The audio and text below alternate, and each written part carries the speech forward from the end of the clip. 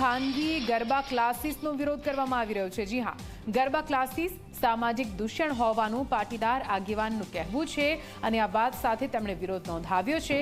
પાટીદારોમાં જાગૃતિ માટે સંમેલન બોલાવવામાં આવ્યું।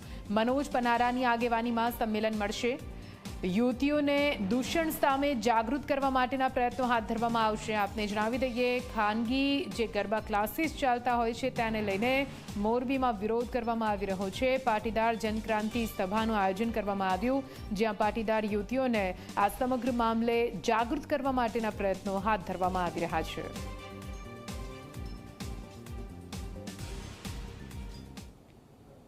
ડિસ્કો દાંડિયા ક્લાસીસની આડમાં એક પ્રકારનું ષડયંત્ર પણ ચાલતું હોય છે અમુક જગ્યાએ, કે જ્યાં દીકરીઓને ફસાવવામાં આવે છે અને આ દીકરીઓની જિંદગી બરબાદ કરવામાં આવે છે।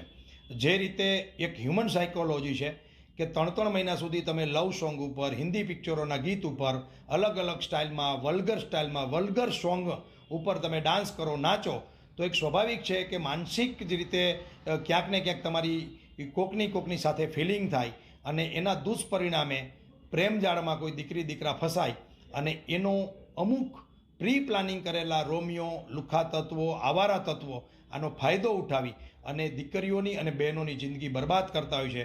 ઘણા બધા એવા કિસ્સા અમારી સામે આવે છે કે જેની અંદર બ્લેકમેલિંગ કરવું, દીકરીને ભગાડી જાવી અને પાછળથી સમજાય કે જે કીધું હતું એ પ્રમાણે તો કશું ના હોય। આવા અનેક બનાવો બને છે। આવતા દિવસોમાં આવા ન બનાવો બને એના માટેની આ જનજાગૃતિ અભિયાન છે અને એની આ સભા છે।